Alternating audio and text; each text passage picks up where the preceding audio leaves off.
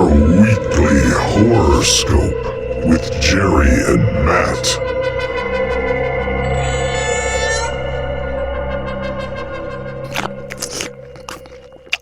A census taker once tried to test me. I ate his liver with some fava beans and a nice Chianti. Hey, welcome, horror fans. Welcome to another edition of the Weekly Horoscope. I'm your host, Jerry, here with my partner, Matt. And Matt, this week we are going to tackle one of the greatest taboos in the history of humanity, something that has been touched on in horror films going back to the early 70s and dabbled in a little bit even before that. We're going to talk about Cannibal, Carnage, and we have a couple really interesting and diverse movies we want to get into on this subject. Yeah, sometimes I'll hear people say stuff like, oh, I hate people, and they'll say that kind of jokingly. But I always found that statement kind of interesting because it's like, well, when I hear someone say that, I'm like, you're one of them.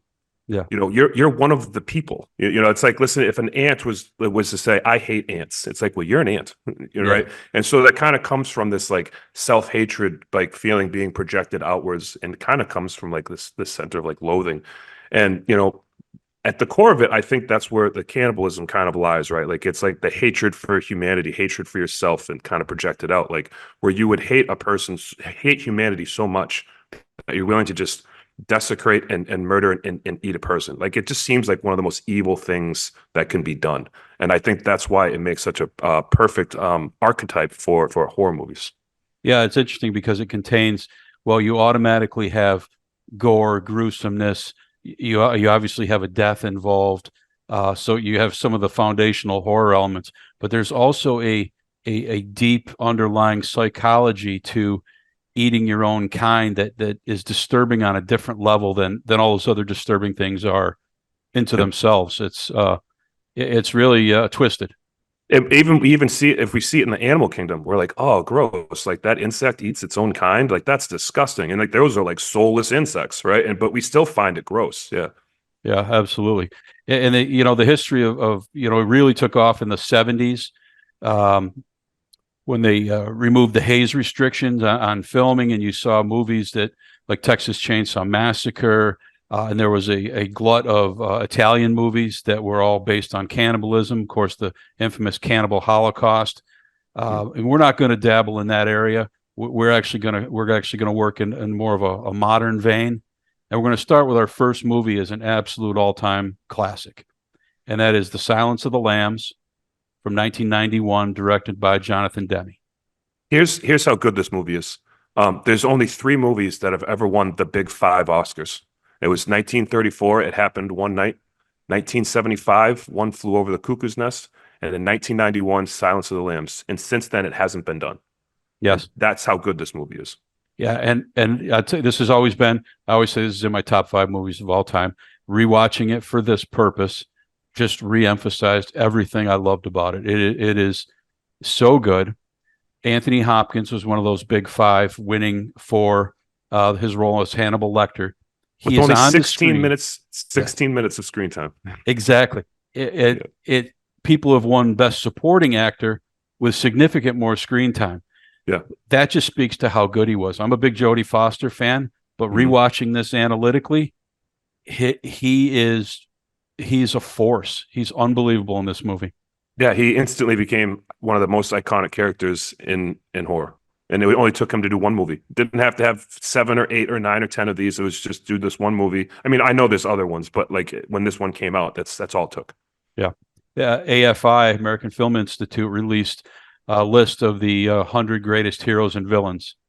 And Clarice Starling came in at number 6 on the hero side, which is very impressive. It is. Hannibal Lecter came in at number 1 on the villain side. The best, worst, most villainous character in the history of films is in this movie. And it's just a great movie. And there's, people, it's a thriller. And I think people use that label simply because the prestige involved with it. They don't want to associate it with a horror movie. This is a horror movie. It's a horror movie. It's filled with grotesque imagery and psychotic behavior. And it's everything about it's horror. Yeah.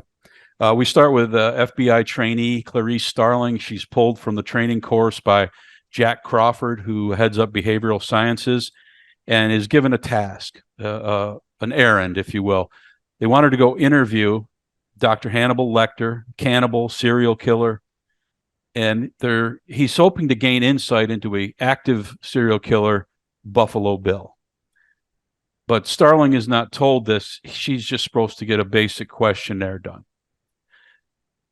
He's locked up in Baltimore, and the facility is run by a Dr. Chilton, who is immediately a pompous, arrogant man who's little sexist. Yeah. Yeah, he wants to know if she's in town.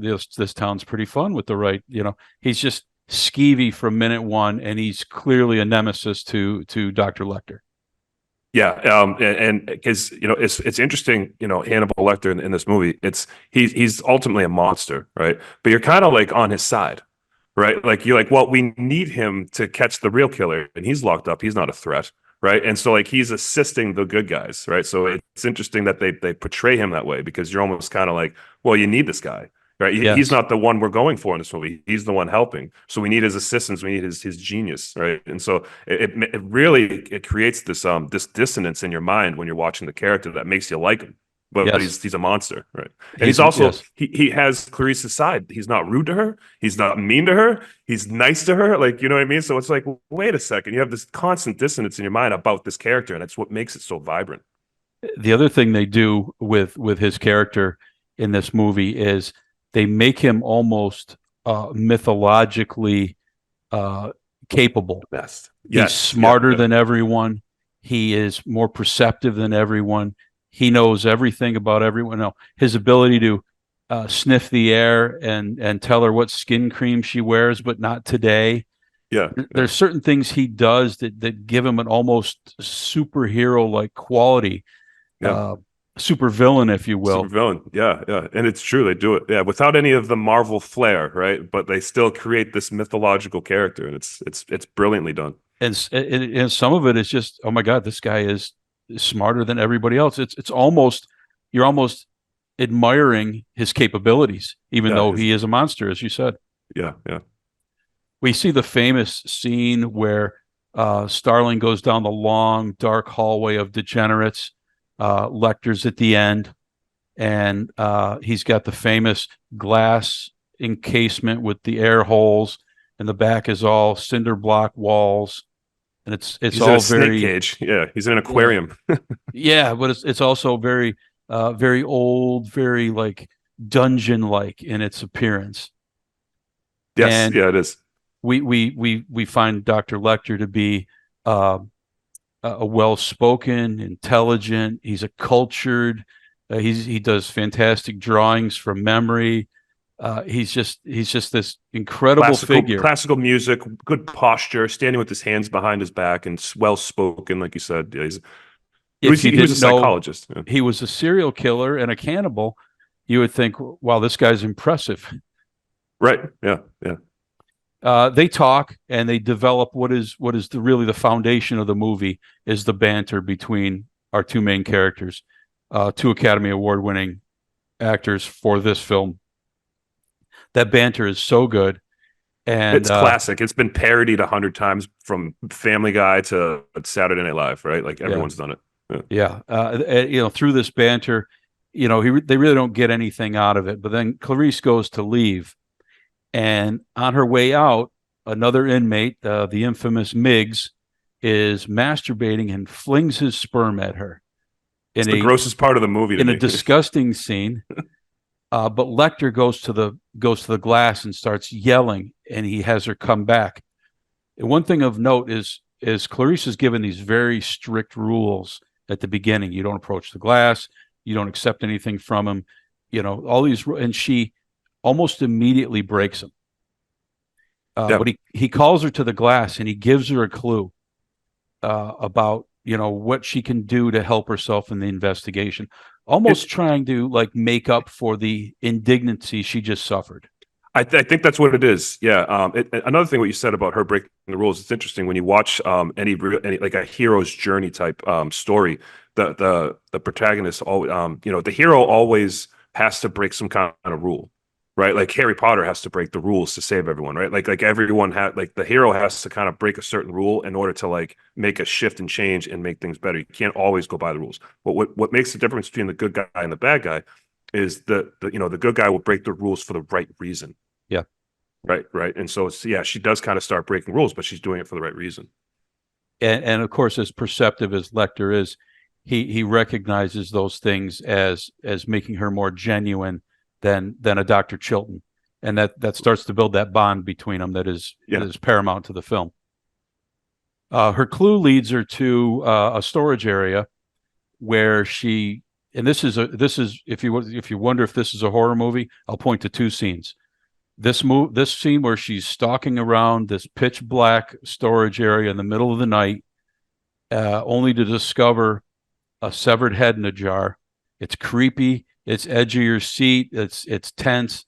Something could jump out at any moment. It feels. That's definitely a horror movie scene, right? Yeah, and I know what I always wonder. Kind of like those props, those famous props that exist. Do you think someone has that in their house? Like what do they do with like a famous prop? Like, you know what I mean? Like, is that prop from hey, this is the original prop, like head in the jar from Silence of the Lambs '91? Do you think someone like owns that? I don't know why I think of that stuff when I see stuff like that, but I'm always like, it has to be somewhere, right? Yeah, someone owns that. Yeah. And his clues are never straightforward. This one was an anagram. It was Hester Moffat was the name that the storage room was under, which she deciphers to be an anagram for the rest of me.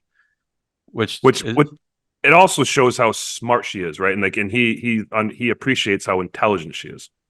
Yeah, absolutely. So she gets this and she runs back to the hospital where Dr. Lecter is being held, and runs back down into the hallway, asking for more details. And on the way out, she's being let out now by Dr. Chilton, who's like, "What are you doing in my hospital?" And he says, "I'll help you catch her." And so this plan by Jack Crawford has really started to come to fruition, where you have this brilliant mind as of a serial killer willing to help young Clarice Starling in this case. Where everyone else has failed, he trusts no one, right? So she was kind of like a plant, and now it's kind of working. We then get to meet Buffalo Bill for the first time, and we see him tricking a young girl, Catherine, into helping him load a couch into a van. He's got a cast on. He's trying to lift it by himself. He's playing it up perfectly. She gets in the van to help lift the end in. He knocks her out with the cast, beats her down, and abducts her. And that's our introduction to Ted Levine, who's also a fantastic actor. Absolutely, yeah. But every time I see him, I can't think of anything but this movie. Yeah, it's one of the best bad guy roles. Like, it's something about the way he uses his voice in this character. I don't know what it is, but it's really like dark and creepy and like just sounds demonic almost. Like he's Buffalo Bill is just a horrifying bad guy. And like, when you see that scene when he loads the girl into the back of the van, it happens so quick. Like there's nothing like exaggerated about it. He's like, "Oh no, just get up there. We're gonna push." And he pushes her back there, and it's like, "Oh no, this is like how abductions happen. They're fast." You know what I mean? Like there's I want to get it all the way to the front, and then and then he climbs up manipulative. Yep. And boom, boom, it's over, and he drives away. Crawford takes Starling with him on a trip where a new body was found, and they go, and we get to see the freshly pulled from the water body, and they're picking it apart, and they're doing their notes, and Starling's doing notes about what she sees, making very astute observations. It's very apparent that she's sharp, going to be very good at her job, even though she's still a trainee. And she finds a chrysalis in the woman's throat, and it's determined to be the death head moth. And the experts she goes to tell her it's only from Asia, and you have to have a special permit to import them. That scene right there is one of the only comedic scenes in the entire movie, when they're going in and one guy's excited and the other guy's just like, "He's not a PhD, don't worry about him." Yeah. And then the snobbishness of people with PhD, right? It's a joke. It's a joke, but it's like one of the only lines of comedy in the movie. And then the other guy, the one that doesn't have a PhD, is a little bit cross-eyed, and he's just grinning at her like crazy. And he says, when you're not chasing killers, do you ever go out for beer and cheeseburgers? And she's like, are you hitting on me? And he's like, yes. And it's just so perfectly awkward. Yeah. It's the only comedic scene, the only relief you get in this movie. We find out from the news that the abducted woman is Catherine Martin, daughter of prominent Senator Ruth Martin, and they'd make a plea on the news for her safe return. Starling goes to Lecter, visits him, and offers a transfer, a different facility outside of the care of Dr. Chilton with a view. And she adds in this nice, for 1 week a year, he gets to go to Plum Island Animal Research Center under SWAT guard, 24 hours, of course, but walk the beach, go in the water, and all he wants is a view. And he's just, you can see he's enraptured by this image that she paints. Yeah, he knows it's bait, but he's like, you know what? It's better than this room, Yeah, and this is where, and it's all, if you help and we save the girl, you get this. And this is where he begins his famous quid pro quo. And he's going to give her information and insight into the case that his unique mind has already pulled out. But what he wants from her in exchange is stories about her. Wants to know about her growing up, her as a young child, where did she live? And we learn about her mother died young. Her father was a cop, a town sheriff in a small West Virginia town. All these things that we learn. Her father was killed. She went to live with an aunt and uncle, and it was a sheep farm. And the title of the movie comes from the fact that she ran away from the sheep farm because she woke to the spring slaughtering of the lambs and heard them screaming, and they sounded like children.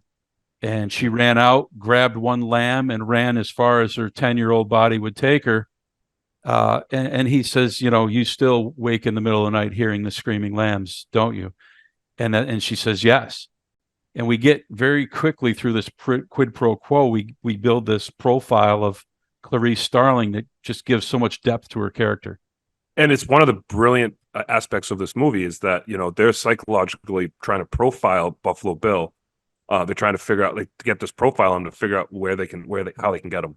And Lecter is a genius at doing this, and he's profiling Clarice, right? And so it's like kind of the way they interwove this. It's a psychologically genius movie.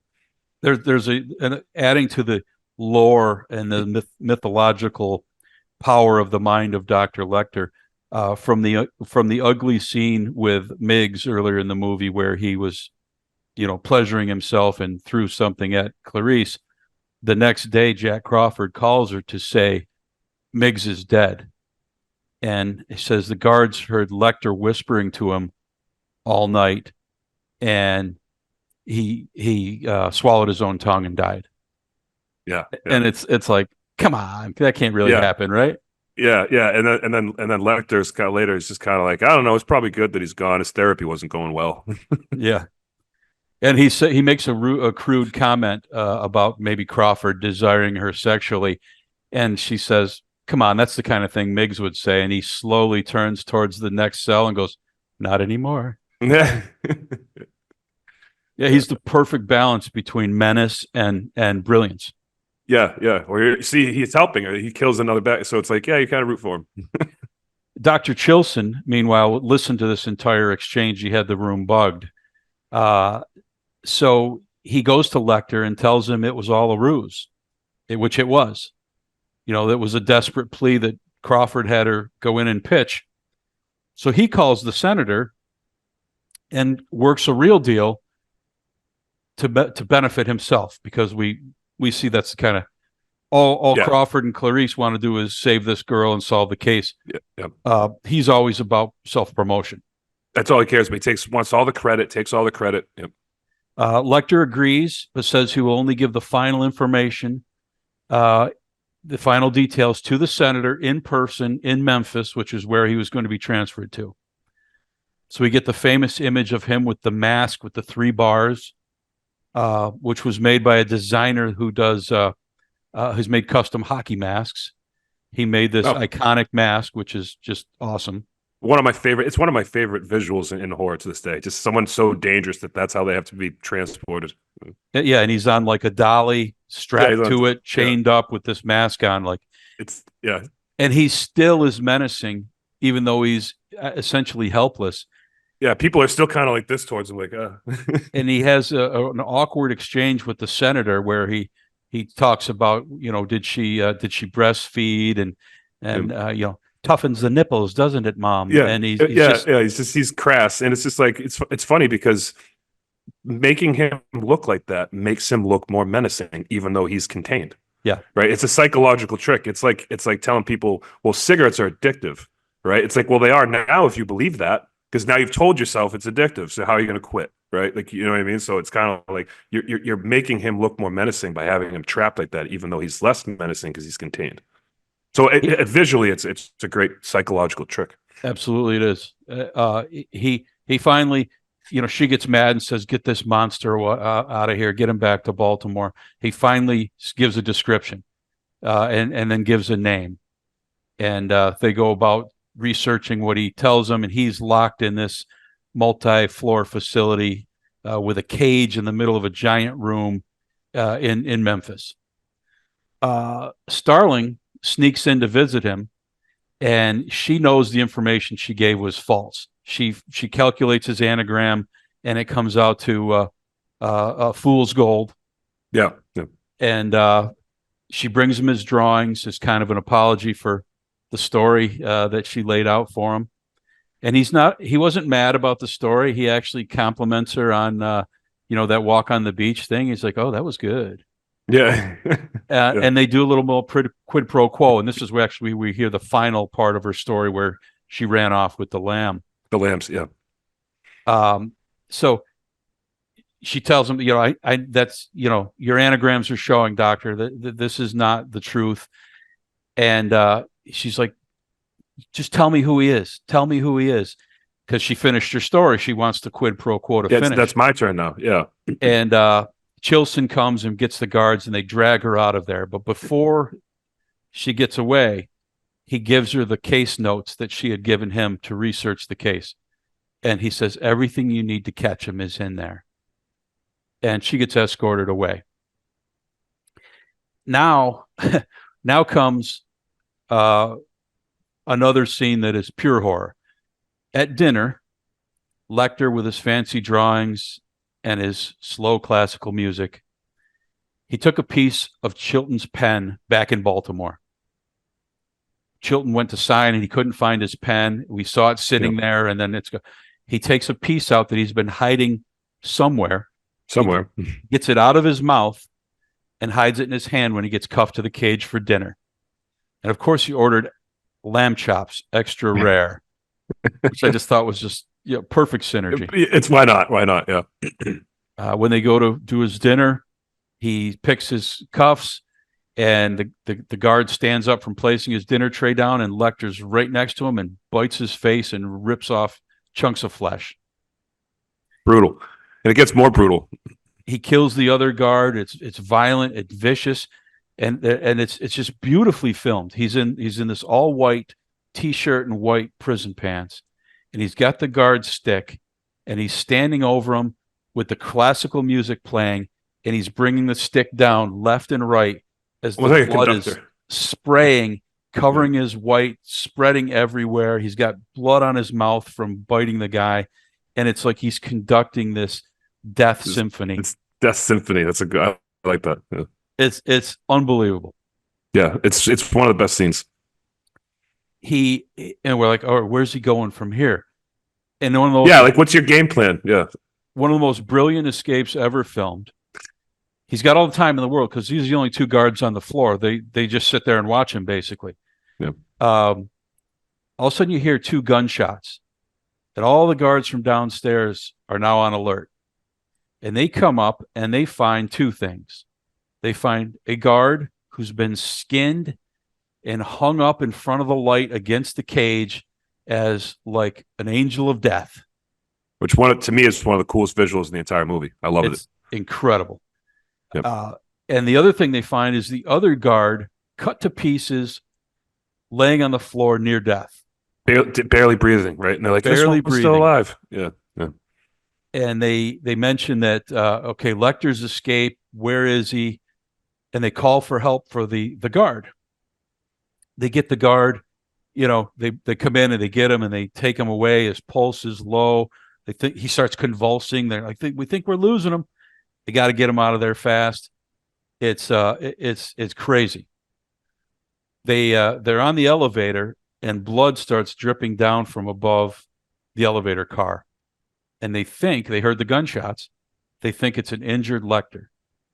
So they get the injured guard out of there, get him in the ambulance, and he's driven away. And what they find when they slowly, they go up from above, they put a shot in his leg. He doesn't move. See if he's moving. Yeah. They open the trap, bring him through, and what they find is the body of the guard who was killed upstairs. Yeah. The And clothes at the are same switched. moment, the clothes are switched. At the same moment, the guard in the ambulance sits up, peels off the skin he had cut off of the other man's face, Yeah.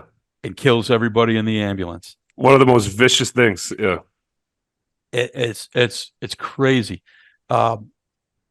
They tell later that he killed a tourist and he took off from the Memphis airport. He could be anywhere in the world now. Yep. Clarice goes back with the information that Dr. Lecter gave her and starts reviewing the case files. And she figures out, based on something he said about Buffalo Bill began to covet, and we covet that which we see every day. The bodies were found in different order because one was weighted down. So that brings her back to the first girl murdered, the third girl found. That must be where Buffalo Bill is from and where he began this whole process. Mm-hmm. So she goes there. She goes back to the first victim's home, goes through her room, talks to her best friend. And the girl was a seamstress, and she sees in the closet, she sees the tracing, like diamond cutouts. The diamond things. Yeah. And realizes that's the same shape that she's seen cut out of the skin on their back. And she calls Crawford in a panic and says, he's making a human suit. He's making a suit of the skins. Yeah. Again, which again, if there's any question, this is a horror movie. Right. This is not a thriller. Right. Yeah. I mean, it has thriller elements 100%, but this is a horror movie. Yeah. And Jack Crawford says, yeah, we got him. We know where he is. We're on our way to get him. He's in Chicago. We're going to take him down. We couldn't have done this without you. So meanwhile, back at the house where Buffalo Bill is, Catherine's in this well where he's got the famous, he sends down the basket with the lotion to rub the lotion on the skin. Yeah. And he's got his little dog, Precious, the only thing in the world he seems to love. She managed to hook with the bucket, hook the dog and pull him down into the well with her. So Bill is flipping out. Don't you hurt my dog. And she's like, don't you make me hurt your dog. Right. She's like, I'll take the one thing you love if you don't let me go. Yeah. So all this tension and showdown is going on there. And we see the FBI charging the house in Chicago. And we see them push on a doorbell. And there's a light and a buzzer that buzzes in the basement where Bill is. And this is juxtaposed perfectly. Yeah. Because you think they're about to break in. Meanwhile, he goes upstairs and opens the door, and Clarice Starling is standing there face to face with Buffalo Bill, but not knowing that's who he is. Yeah. So it's the switch. You think it's going to be them, but it's her. Yeah. And it's perfectly done. The FBI finds an empty house, nobody there. Starling is there because the girl, Frederica, used to work for the woman who owned that house. So she's looking for clues, information. While she's talking to this guy, a moth flies out of the basement and lands next to her.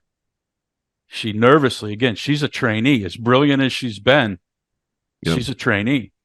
Yep. She nervously starts to unholster her gun, and Bill sees what's going on and takes off. Yeah, and he has a gun on his on the stove, and as he takes the corner, he grabs the gun. And he runs into the basement. And she pursues him, and this is like perfectly done tension. She is very nervous. claustrophobic. She's shaking. She's nervous to open every door, go around every corner. We're as scared for her as she is for herself. Yeah, the way she's putting her hands on the wall to find herself, like to make it seem like it's super dark in there, like how you would in a room where you can't see. Yeah, well, she finds Catherine, and she says, you know, you'll be okay. I got to leave you, but I'll be back. And she's like, "Don't you leave me, you bitch!" Like, you know, she wants to be rescued. I would do the same thing. I'd be like, "No, let me out of here first. Two of us is better than just you." This, and I don't know how he got him down and up from there. They didn't seem to be a ladder or anything, but she continues on, and this whole house is a labyrinth underneath. There's turns. She finds a rotting body that dissolving in a bathtub. Yeah. And then all the lights go off. And who knows how long that body was there and how bad that had to have stunk. Yeah. And she does, like you said, she's feeling her way around corners, around walls, as nervous as she was before. Now she's in the pitch black, and she's shaking, she's turning, she doesn't know. She's completely helpless. If she's not having a panic attack right now, right? Like she's one step away from having that brown bag and blowing into it. Bill, meanwhile, has a set of night vision goggles, and we get the beautiful shot from his point of view with the circular green. And this is kind of how we see her staggering around helplessly. He's so close to her, he reaches out with his hand and almost brushes at her hair, but he doesn't quite touch her. And finally, the tension is built to an unbelievable crescendo. He takes his gun, and it's a revolver. He clicks it to cock it, and at the clicking sound, she spins around and just starts blasting away, and shoots him several times, including shooting out a window so light actually gets into the room. Right. And you know, so he's there convulsing, and Buffalo Bill is dead. Yeah, killed by Clarice Starling, this rookie in the labyrinth. Yeah, and it's a scene of incredible horror, tension, anticipation. It's perfectly done. Yeah, the whole movie I think is perfectly done. You know, that's true. It's the whole movie. The pacing of this movie is just, you don't want to get up from your seat. Like, you don't even think to get up from your seat. You put this movie on, you start watching it, and you don't move. Like, you're sucked right in. Yeah. I actually mentioned that when we were watching. I said, you know, the pacing of this movie is flawless. It's flawless. It's right from one important point to the next important point, and the story unfolds at a beautiful pace. There's no boring parts. Everything just goes click, click, click. It all comes together. Yeah. At the FBI graduation ceremony, Clarice Starling gets her. She's a full-fledged FBI now. She gets a phone call, and it's Dr. Lecter congratulating her on her success and asks her if the lambs have stopped screaming. And the movie finishes with one of the great ending lines in the history of cinema. We pan out and we see he's in the Bahamas, and we see our old friend Dr. Chilton getting off of a small plane, and he says, you know, don't bother trying a trace. I won't be on long enough, and I won't come calling on you, Clarice. The world's more interesting with you in it. And please afford me the same luxury. She says, you know, I can't do that. And he's like, I have to go now. I'm having an old friend for dinner. Great line. And he gets up and he stalks, and he's just walking behind Dr. Chilton. And that's the end of the movie. I love it. It's brilliant. Yeah.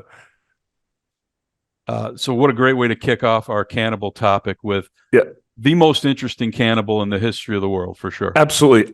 If you haven't seen Silence of the Lambs, go watch it. If you haven't seen it in a while, go rewatch it. And also go watch the series.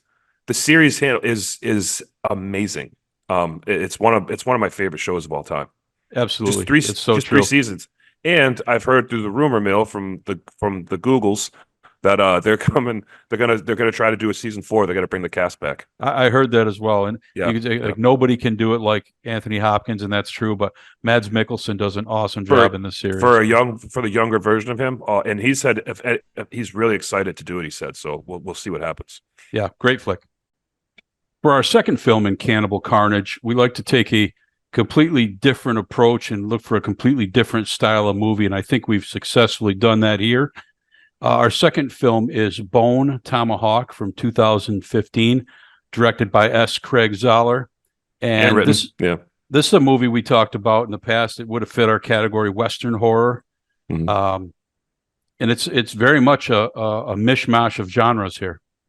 Yeah, it is. I think the director Craig, what he had said was Craig Zeller. He had said that he likes to think of it like as almost unclassifiable. Like he's like it's a Western graphic, right? Like he's like it's so many different things. It's hard for him as the creator of it. He was like, I don't really put it as any one specific thing, right? But to me, it's a Western horror because it has such horrific elements to it. Sure. And movies don't need to be put in a box. Is it Right. entertaining? Is it something you need to watch and enjoy? That's all I care about, right? Yeah, yeah. And this movie was to me, I think movies like this have a way of being a masterpiece in a way like that by the way it's made in a way. Like it had a $1.8 million budget, right? With an absolute all-star cast, which tells you it's a passion project, right? Like you need Yeah. $20 million to get Jim Carrey in your movie, right? Like these are all high-profile actors, and this is a 1.8 million budget. They weren't getting paid anything. Yeah. Right, like they were like pennies to what they're worth, but they all read the script and they all like, we're on board with this. This is gonna be fun. They only had 21 days to film. They finished on a Saturday, and then Kurt Russell on Monday started at Hateful Eight. Like 2 days later, he's filming a Hateful Eight. Like so, Yeah. that's why he has a similar look, right? But I mean, these people came together with 21 days of filming, put this movie together, which to me is amazing. With an It all-star is. cast like this, with all the experience they had on set, I bet they did it in 3 weeks. Yeah, it is amazing. And Yep. for a directorial debut with a limited budget, And yeah, having and all that experience behind you, it's like that must have been a privilege, to have Yeah. all those people helping. Here's how we'll do this. Here, I bet everyone pitched in. yeah, you would think so.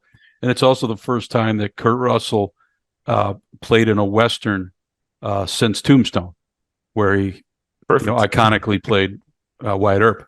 With one of my top 5 favorite movies of all time. Same. That's why Yeah. I brought it up. But it was great to see him back in a role like this. This Back in that movie saddle. This movie is, like you said, it's somewhat indescribable. Western horror is about the best you can do, but Yeah, it's definitely got cannibalism in it, and we'll talk that's about it. that. That's it. Yeah. We start with two bandits, Buddy and Purvis, and they murder 3 campers and they steal their goods, and that seems like that's kind of their MO.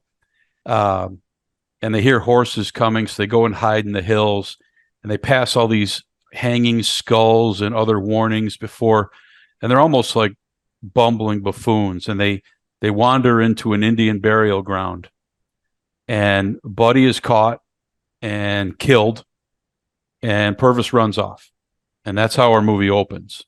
We don't see a lot, but we know there's some elements you don't want to mess with. Yeah, and it's Sid Haig that does Buddy. Yeah, and David Arquette is Percy. And again, you just have 2 great actors just kind of with this limited role in the very beginning, just knocking it out the park. Yeah. And it's Sid Haig's in the movie for 3 minutes. But he gives it his all, right? He plays into that character perfectly, and like it's entertaining right off the bat. Like he plays this character, like it's the whole movie's like this.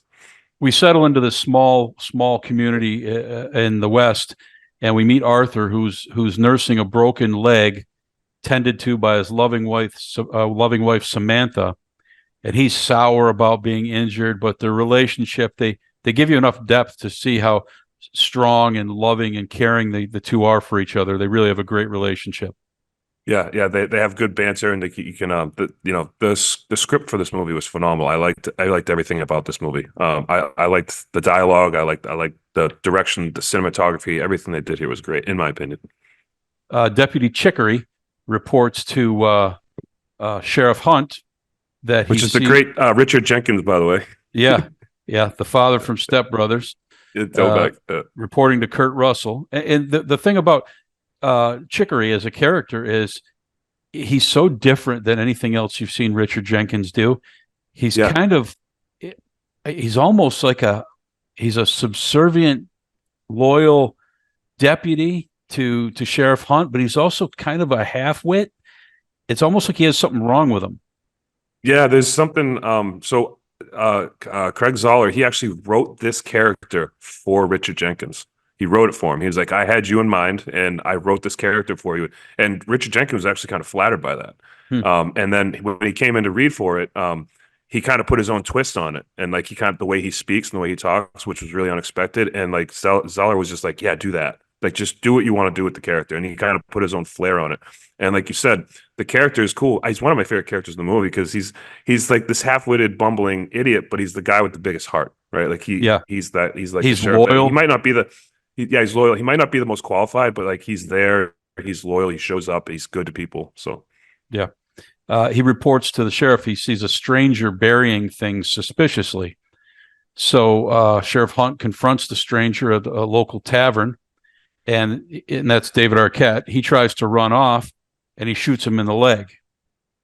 Well, they drag him off to jail, and Hunt sends a local gunslinger, a guy named Bruder, to go get the doc. But in a twist of fate, the doc is drunk, so Bruder fetches Samantha.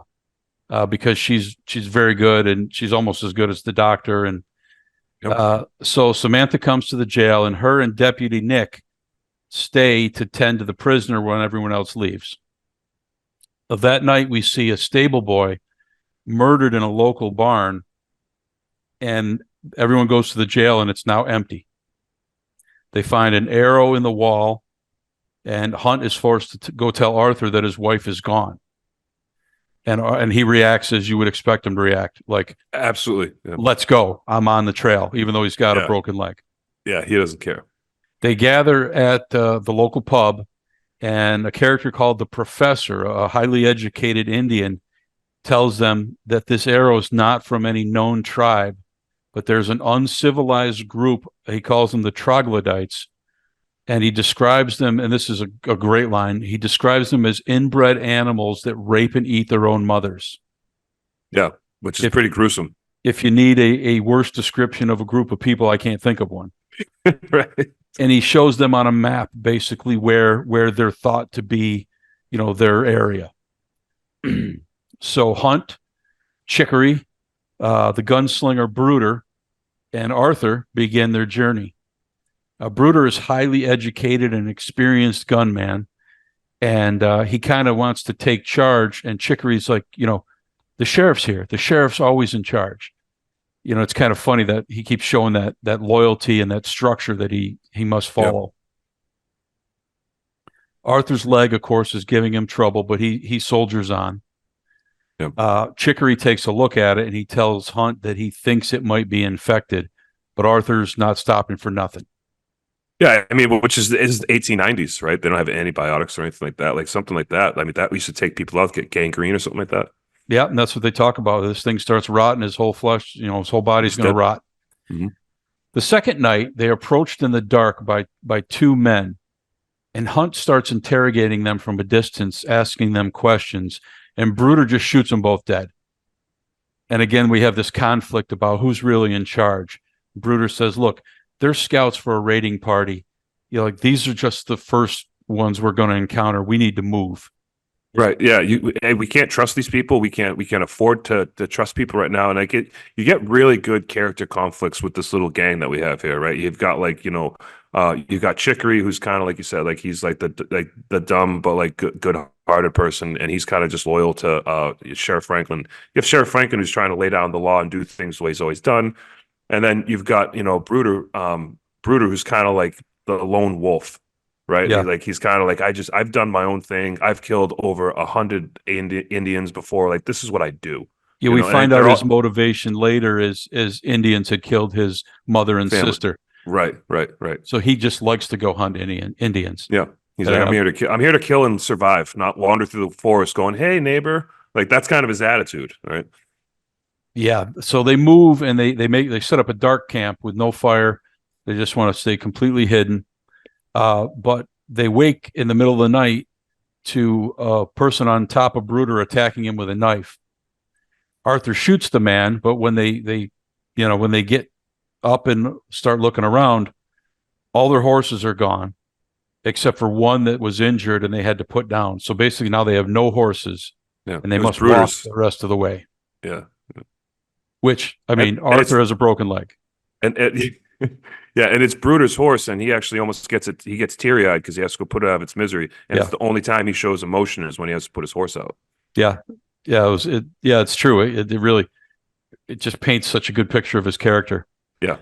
Now they have to walk, and Arthur's really going to struggle, but he tells the others, just go ahead, mark the path. I will catch up while you are sleeping, implying that he's just going to keep walking and not sleep. Right. This is my wife. Right. This is I'm the one here with like the thing that we're going for. This is what we're talking about. You know, like you guys aren't looking for your wives. I am. Like I'm dead set. I'm gonna get there. Yeah, and it's we find out Bruder's motivation is he just hates Indians. Not that that's defensible in any way. Right. But Sheriff Hunt is just this happened in my town. He's got a wife at home, a loving wife. Yeah. It's just he just takes job. the responsibility. It's my job. It's my job. And of course, his deputy is as loyal as a human being could be, and he's going too. So it's interesting motivation that everybody brings to this party. Yep. Arthur does catch up with them, and he manages to catch a little bit of sleep. And when he wakes up, Bruder's a womanizer, smartass. He makes a comment about he'll try hard not to flirt with Samantha when they get to her. And Arthur overreacts a little bit. He lunges and punches him, but he further injures his leg by doing so. I would have punched him right there. If you want to punch Bruder, if that was your chance. Yeah. Because it was justified in that moment, and all the guys would have been like, yeah, Bruder, you shouldn't have opened your mouth like that. Yeah, and he's smug the entire movie. So like it's not out of character for him, but Arthur didn't want to hear it. I was rooting for Arthur. I was like, yeah, slug him. There you go. Chicory wants to amputate the leg, talking about the gangrene and it's going to spread. And Arthur refuses, tells him just to set it. And in a real cringy scene, reminiscent of Annie Wilkes with her sledgehammer in Misery, they take an actual little old-fashioned 1800s hammer and they hold his leg straight and they knock the bone back in place with the hammer. Yeah. It just makes you cringe. It does. You see it coming too. They set it up nice and slow. They have opium with them, and they give him a little nip of it just so he can sleep and let his leg recover. And they all leave him and they continue on. On their journey, they start to hear these strange horns, and they see horse tracks, and they figure they've been spotted. They slowly encroach, and there's a cave on the side of the hill that they see, and they think, okay, that must be the entrance to where we got to go. And they're suddenly attacked in all directions by arrows. Hunt is hit in the shoulder. Bruder gets one right through the gut. They manage to kill a few during the attack, but Bruder takes the dynamite they brought with him, and he says, leave it with me. I'm going to take a bunch of them out when I go. Yeah. This is kind of where he tells the story about why he hates Indians so much.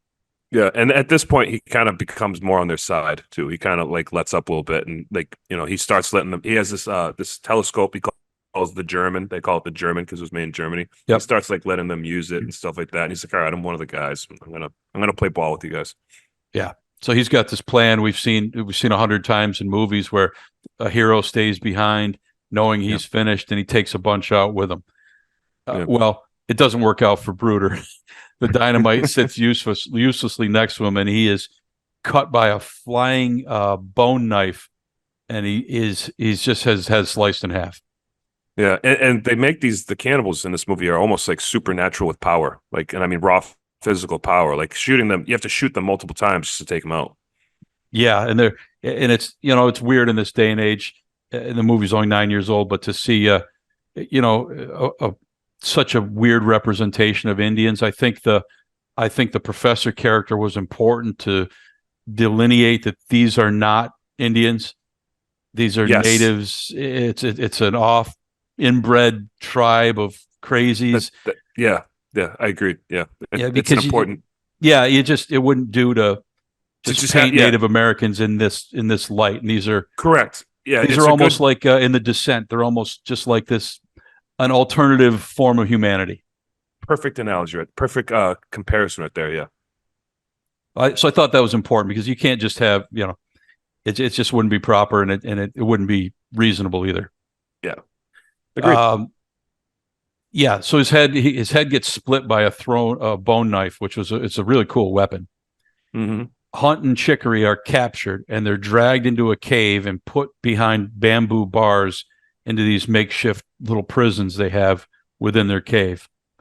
Samantha and Nick are in the other cell, still alive, and they tell him that the drifter was already eaten. So we hear this crazy animalistic shriek, an inhuman sound, and they come into the room and they drag Nick from his cell, who is another deputy. It's funny how much law enforcement you have in a small town. But, It's the there's best a job to sheriff and have. 2 deputies. Yeah. Paid well. 10 people in town, and 3 of them are cops. But they take Nick and they strip him down. And in the most infamous scene in the entire movie, and one of the most infamous scenes in modern cinema, they hold the man up by his feet, and we can see his back. His ass is pointing at the camera. Right. They each have a leg. Yeah. They hold him up like they're making a Thanksgiving wish with the wishbone, and using their big bone knife, they hack through his ass and cut his whole body in half. Yeah, and all his innards come plopping out. They just come lopping out. It's a shocking scene. It very much so. Yeah. The movie's violent, but up until this point, you've not seen anything like this. No, this puts it to another level. Right. And it's just what did I just see? Yeah, we don't see another scene like this until a year later when Terrifier comes out. Right. Yeah, and it's the same. And where they got it from. He saw that. He was like, "Oh, dude, we got to." Yeah, I got to split somebody in half. Yeah, you can't have all the fun. Right. It's an incredible scene. It's so shocking in its delivery, and they don't cut away. It's just straight in front of you. It's brutal. It's brutal. It's just reminiscent of those old special effects days, of Tom Savini stuff. It was I'm the biggest fan of. Yeah. And I'm looking at them like, how did they do that? It's amazing. But yeah, they had a good prop. Sheriff Hunt gets they still have the opium, and they put it in their canteen in their liquor that they have. And they get the members of the tribe to take their drink and to start drinking it. And they put enough in there that it kills one of them and knocks out another. And Samantha tells them that there were 12 males to start. So they're starting to count, like how many did we kill outside? How many did we just take out with the opium? And their only hope at this point is that broken-legged Arthur makes it all the way to rescue them. And even if he gets there, he's on one leg against a tribe of killers. Right. With how many bullets? Right. And we come back to Arthur. We find he's alive. He's awake, and he continues on. And he gets to the point where they heard the strange howling. And he's sleeping like against a rock, and he gets attacked, but he shoots 2 of them dead. And now as the viewer, we're starting to do the math. Like, well, okay, how many's he got left? Yeah. He figures out that the strange noise that we're making, the whole movie we're going, these people don't sound like human. They sound like this. They sound like animalistic. Yeah, like demonic. There's some weird sound that they're making. He cuts a device from one of their throats, and it's almost like a bone whistle that they installed in their own throats. A bone whistle. Yeah. It's what it is. It's kind of a whistle made out of bone. It's and they just embed it in their own throats, and it stays there their whole lives. It's crazy. It's another good practical scene right there. Practical effects right there. I really like it because Patrick Wilson's kind of digging in this throat, and he's like trying to hold this stretchy, like all this collagen and stretchiness of the tendons, and he's like ripping the tendons off of it. And it's like they really take their time with it. Like I think they did that scene really well. It's a good 2-3 minutes, but they take their time with it. Yeah, it's really more of a howl than a whistle. It's such a unique sound, right? Yeah. But he takes the device out and brings it with him, and he uses it which was smart, by the way. When they did that, actually, that was really smart of him to do that. He was really plotting and hunting. Yeah, he was. He blows in it, which was gross because he had no way of cleaning it. But he blows in it, and another of the troglodytes appears, and he shoots him. Yeah, smart. I was like, okay, oh, he's playing something chess. out of this. Yeah, he's playing chess. Yeah. They drag Sheriff Hunt out of his cell. The great Kurt Russell, and he's always a hero, or often a hero. Yeah. They cut him open. They cut his abdomen open and stick a piece of burning metal inside of him. The flask. They take the flask, Yeah. and they shove it in there. Yeah. Like, what an awful thing. Yeah, I didn't see that coming at all. I'm like, yeah, that's just random. When you watch this movie the first time, so much stuff is random. You're right. Yeah. Like, hey, I got an idea. We can do this. Right. Yeah. They hear a howl, one of their howls outside of the cave, and then hear a gunshot. And at this point, the sheriff yells out to Arthur that one of them has a gun, because the troglodyte had taken the gun that Sheriff Hunt had and was basically figured out how to use it, or was close to figuring it out. So he yells to Arthur that one of them has a gun, and the troglodyte takes the gun and shoots Sheriff Hunt right in the gut. Yep. Sheriff at this point rolls over in agony, but he grabs the bone knife off the ground and he cuts his assailant's foot in half. And it's not quite humorous. It's a brutal scene, but because his foot is cut in half, he loses his balance and falls over. and then Sheriff Hunt hacks his head.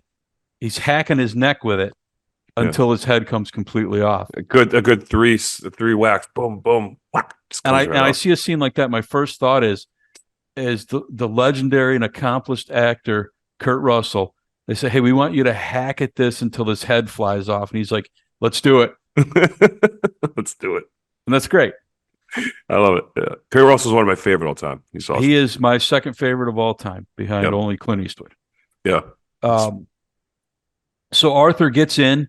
He's managed to, overtake all the people that he's seen, all the troglodytes that he's encountered so far. He lets everybody out, and at this point, it's only Arthur on his broken leg, Samantha, and Chicory, and they go to leave. And Hunt stays behind with the repeater gun, and he knows his death is. He's trying basically to do what Bruder tried to do. I'll say hi to your wife. You say hi to mine. Kind of. He says that line. I like that line. It was good. I wrote that down as well. He's saying goodbye to Chicory. They're good friends. They've worked together. And Chicory is a widower. Yeah. And he says that. He says, say goodbye to my wife, and I'll say hello to yours. I love that line. Great line. I loved it too. I was like, all right, that's good. On the way out, our group of three passes a blind and crippled pregnant woman that it's clear these troglodytes just use the women to breed. They have stuff stuck in their eyes. Yeah, and their legs you can are see missing. the stakes in their eye. Yeah. And my first thought was, I'm putting that woman out of her misery on my way out. Yeah. But they didn't. They just kept going. Yeah. They escaped the cave, and a little while later, they know there's 3 left. Based on everybody's calculation, there's 3 of these troglodytes left. And a little while later, they're down the road, and they hear 3 gunshots from the cave. And after a few moments, they're considering what this means. Did Sheriff Hunt take him out? Did he miss? Arthur blows the whistle, and no one comes. And they continue their journey on slowly, but back to safety. Yeah. Hard to describe movie. Like, Western horror is about the best we can do. But it's a really, really good movie. I enjoyed this immensely. It's always a fun movie to watch. Again, with the pacing, this movie paces really well. It's just every scene has its meaning. It's enjoyable. You can just tell it's a passion project when you're watching. I just think it's an all-star cast. Like every character. Yeah, you can't point to anybody and say they weren't really good. Everybody was good. Everyone just kind of put their heart into it, played their character well, and it's just got that brutality that it's just fun. It's just fun to watch. Even it doesn't pull any punches. It's not cheesy. Whoever played the troglodytes, they played their role to the hilt. There was no to it. Yep. Yeah. It's not. It wouldn't be everybody's cup of tea. No. Where I think Silence of the Lambs is a movie you can pretty much recommend to almost anybody because of even as vicious as Silence of the Lambs can get, it still can. Non-horror fans have to appreciate it. I know non-horror fans that have. They're like, sure. Yeah, that is a good movie. You know what I mean? Like, it's good. This movie wouldn't be everybody's cup of tea. I wouldn't think. No, this is a different flavor. This is my cup of tea. These are movies I love. This is all right. This is blood, guts, and we're gonna have some good scenes. I'm like, let's do it. So these movies are right up my alley. Yeah. And I think the one thing that maybe elevates this above what you might call just like B movie schlock is the acting and the dialogue. The dialogue is almost Tarantino-esque in that the depth and the direction that some of it takes.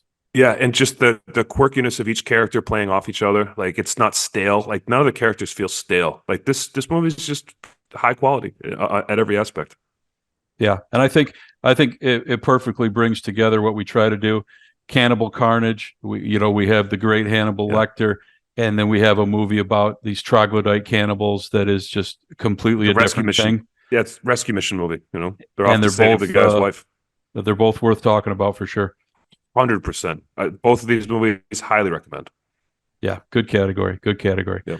Well, that is our show for this week. We are the Weekly Horoscope. We appreciate you listening or watching, however you're catching us. I'm Jerry. That's Matt, and we will see you next time. Thank you. Thank you, Jerry. Thank you, everyone. Your Weekly Horoscope with Jerry and Matt.